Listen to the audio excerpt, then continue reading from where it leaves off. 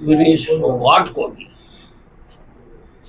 अपनी जो लड़ाई है गोल्ड मेडल लेने की, जो प्रयास है, उससे पीछे नहीं हटना चाहिए, उस पर लगातार लगना चाहिए।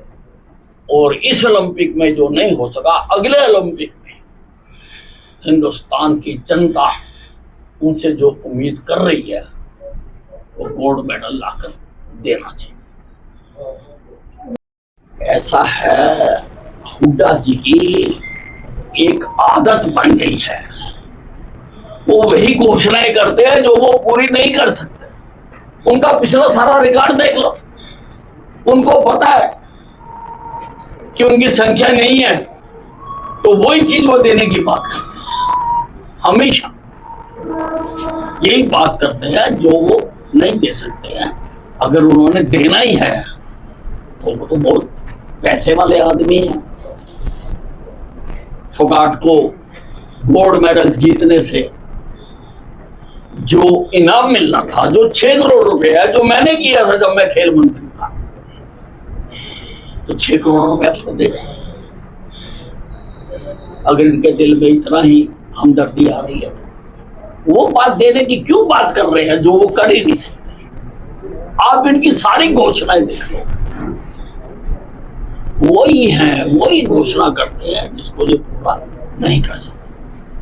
ऐसा होता है कि अब वो बिल्कुल गोल्ड मेडल के नजदीक थी, परंतु उनका वेट ज्यादा होने के कारण उनको वहां से जो वो नहीं प्राप्त कर पाई, वो थोड़ी सी उत्साह उनका कम हुआ है। लेकिन मैं उनको कहना चाहूंगा कि उनको अपने प्रयास नहीं छोड़ने चाहिए। मुझे आज एक बचपन में पढ़ी हुई इंग्लिश की कविता याद आ रही है, king Bruce and the spider. एक किंग ब्रूस था, उसने हमला किया, वो हार गया, आग एक गुफा में छुप गया। वहां पर उसने देखा एक स्पाइडर किसी धागे से ऊपर चढ़ने की कोशिश कर रहा था। वो ऊपर चढ़ता था, गिर जाता था, चढ़ता था, गिर जाता था, चढ़ता था, गिर जाता था। लेकिन जब तक वो अपनी मंजिल तक नहीं पहुंच गया, उसने अपना प्रयास नहीं छोड़ा। किंग ब्रूस को उससे शिक्षा आई और उसने भी कहा कि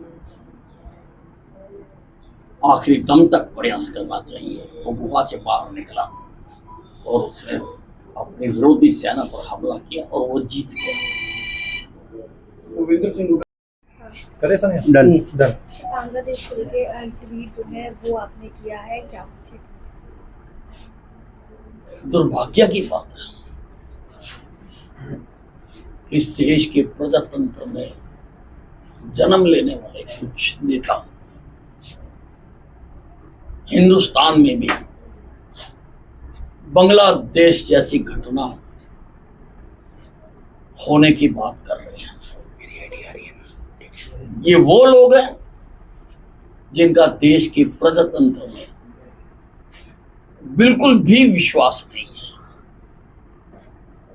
प्रजातांत्रिक तरीके से अपनी मंजिलें हासिल ना कर पाने वाले, उसमें हार चुके लोग,